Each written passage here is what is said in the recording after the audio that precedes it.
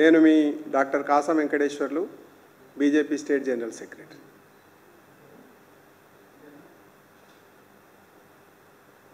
ఇవాళ రాష్ట్ర ప్రభుత్వం కాంగ్రెస్ పార్టీ అధికారంలోకి వచ్చిన తర్వాత 7వ తారీఖు వరకు, డిసెంబర్ 7వ తారీఖు వరకు సంవత్సరం పూర్తవుతుంది. దీన్ని పురస్కరించుకొని ప్రజాపాలన విజయోత్సవాలని చెప్పేసి రాష్ట్ర ప్రభుత్వం కాంగ్రెస్ పార్టీ ఘనంగా ఉత్సవాలను చేస్తూ ఉంది.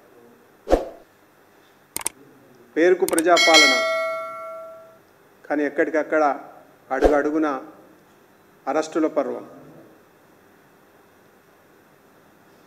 రాజ్యాంగాన్ని చేతబట్టుకొని ప్రమాణ స్వీకారం చేయడం, కానీ ఎస్సీ, ఎస్టీ, బీసీ నాయకులందరినీ అరెస్టు చేయడం. మహబూబ్ నగర్లో ప్రజాపాలన విజయోత్సవ సభ, రైతు సభ పెట్టుకొని నల్గొండ జిల్లా నాయకులను అరెస్టు చేయడం. యాదగిరిగుట్ట, ఆలేరు, మోత్కూరు, వరంగల్, నిజామాబాద్, మిర్యాలగూడ, నల్గొండ, హైదరాబాద్, రంగారెడ్డి, ఎక్కడికక్కడ భారతీయ జనతా పార్టీ నాయకులను, కార్యకర్తల్ని అరెస్టు చేయడాన్ని భారతీయ జనతా పార్టీ తీవ్రంగా ఖండిస్తూ ఉంది. భారతీయ జనతా పార్టీ ఓబీసీ మోర్చా శాంతియుతంగా పిల్లలకు ఆహారం సరిగ్గా అందుతలేదు, చాలామంది చనిపోతూ ఉన్నారు, అస్వస్థకు గురి అవుతున్నారు అని చెప్పేసి దానిపైన రిప్రజెంటేషన్ ఇవ్వడానికి సంక్షేమ భవన్కు పోతే రిప్రజెంటేషన్ కూడా తీసుకోకుండా ఓబీసీ మోర్చా అధ్యక్షులు ఆనంద్ గౌడ్ గారిని, అదే రకంగా ఎస్సీ మోర్చా అధ్యక్షుడు మాజీ శాసనసభ్యుడు శ్రీధర్ గారిని, ఎస్టీ మోర్చా అధ్యక్షుడు కళ్యాణ్ని ఇంటిలోనే అరెస్ట్ చేయడం దుర్మార్గం. ప్రజాస్వామ్య దేశంలో కాంగ్రెస్ ఏలుబడిలో ఈ దృష్టాంతం ముందలికెళ్తూ ఉంది. పేరుకేమో ప్రజాపాలన, కానీ దుర్మార్గంగా ప్రతిపక్ష నాయకులని అరెస్ట్ చేయడం, ఇది ఏమాత్రం సరికాదని చెప్పేసి భారతీయ జనతా పార్టీ భావిస్తూ ఉంది. ముఖ్యంగా ప్రజాపాలన కూడా ఒక హాస్యాస్పదంగా మారిపోయింది. విజయోత్సవం అయితే ఇంకా హాస్యాస్పదం. ఎందుకంటే పరీక్ష పేపరు కాంగ్రెస్ పార్టీ తయారు చేసుకుంది. పరీక్ష పేపర్ రాయడం కాంగ్రెస్ పార్టీ రేవంత్ రెడ్డి రాయడం, పరీక్ష పేపర్ని దిద్దుకోవడం కూడా కాంగ్రెస్ పార్టీ రేవంత్ రెడ్డి సర్కారే. కానీ గమ్మత్తైన విషయం ఏంటంటే స్పష్టంగా 3 నెలల పరీక్ష ఫెయిల్ అయిపోయినరు, 6 నెలల పరీక్ష ఫెయిల్ అయిపోయినరు, యాన్యువల్ ఎగ్జామ్స్లో ఫెయిల్ అయిపోయినరు. ఫెయిల్ అయిపోయినా కానీ విజయోత్సవాలు జరుపుకోవడం ఏదైతుందో ఇంతకంటే హాస్యాస్పదం ఇంకొకటి ఉండదు. ప్రజలు, అదే రకంగా రాజకీయ పార్టీలు ఎవరికి కూడా ఏమీ ఆలోచన లేదు, తెలివి లేదని చెప్పేసి అతి తెలివి ప్రదర్శిస్తుందేమో కాంగ్రెస్ పార్టీ, రేవంత్ రెడ్డి గారి సర్కార్ అని చెప్పేసి భావిస్తూ ఉన్నాం. ఏది ఏమైనా 100కు 100% 36 మార్కులతోటి పాస్ కాకుండా విజయోత్సవాలు ఎందుకు జరుపుకుంటుండ్రో? కనీసం 36 మార్కులను వస్తే విజయోత్సవాలు జరుపుకుంటే బాగుంటుండే. కానీ ఇవాళ 36% అంటే 36 మార్కులు, కనీస మార్కులు రాకుండా ఏడాది పరీక్షల ఫెయిల్ అయిపోయి ఇవాళ విజయోత్సవాల పేరు మీద ప్రజల దగ్గరికి పోతా ఉన్నారు.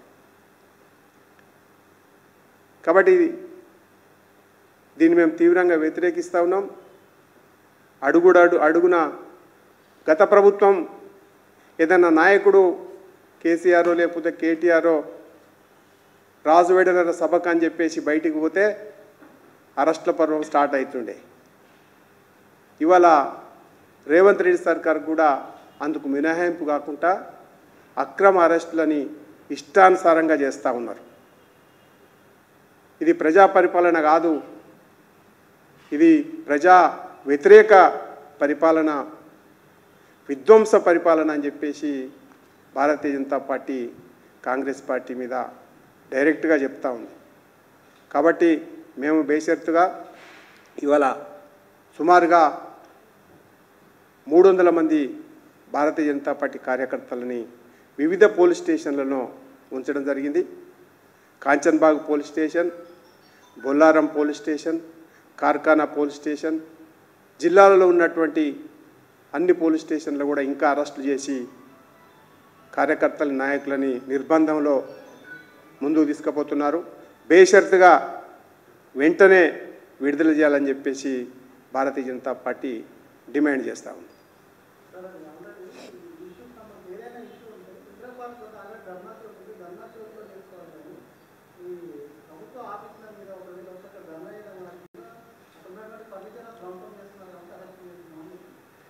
ధ్వంసం చేసినాక పెట్టాలి. ధ్వంసం చేయకముందుకే నువ్వు ఊహించుకుంటే ఎట్లా? వినతి పత్రం ఇవ్వద్దా? అధికారులకు ఎవరికైనా వినతి పత్రం ఇవ్వాలన్నా వద్దా?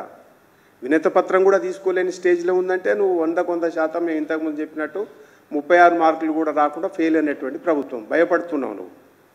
ప్రజా సమస్యలని సాల్వ్ చేయడంలో నువ్వు విఫలమైపోయినావు. అందుకనే పోలీసు యంత్రాంగం పెట్టుకొని నువ్వు ఎలా నడుపుతా ఉన్నావు. కాబట్టి ఇప్పటికీ కూడా నేను ఉదాహరణకి నీ లగచర్లలో పోలీసు ఎందుకు నా గ్రామాలన్నింటినీ చుట్టుముట్టేసి కరెంటు బంద్ చేసి అరెస్ట్ చేసింది అంటే ఎక్కడైనా సంఘటనలు చూస్తే ఇవాళ అనేక సంఘటనలు ఉన్నాయి. ఇవాళ ఆదిలాబాద్ సంఘటన మనం చూసుకుంటే మొన్న నిర్మల్లో జరిగినటువంటి ఒక ప్రాజెక్టు, మిథనాల్ ప్రాజెక్టుని వాపసు తీసుకోవడం, ఎందుకు ఈ నిర్బంధాలు, ఎందుకు ఈ ముందు ఆధారబాదరగా ప్రాజెక్టులు అనౌన్స్ చేయడం, ఎందుకు తప్పించుకోవడం అంటే కనీసం చిన్నపిల్లలకు అన్నం పెట్టే దాంట్లో కూడా న్యాయం లేకపోతే ఎట్లా?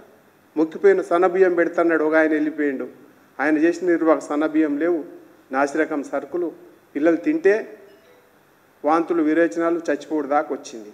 అదే ఇవాళ దాని మీద ఎంక్వైరీ లేకుండా, దాని మీద లేకుండా ఇష్టానుసారంగా వేరే వాళ్ళ మీద మాట్లాడుతున్నవేంటి?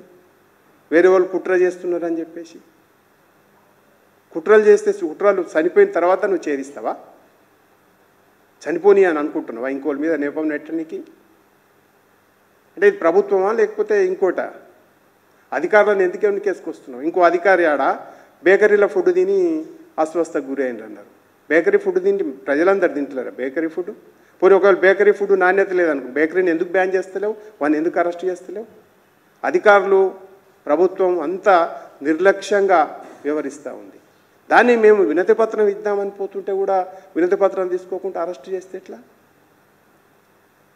కాబట్టి ఈ అరెస్టులు సరైనటువంటి విధానం కాదని చెప్తా ఉన్నాం. దాన్ని మేము ఖండిస్తూ ఉన్నాం.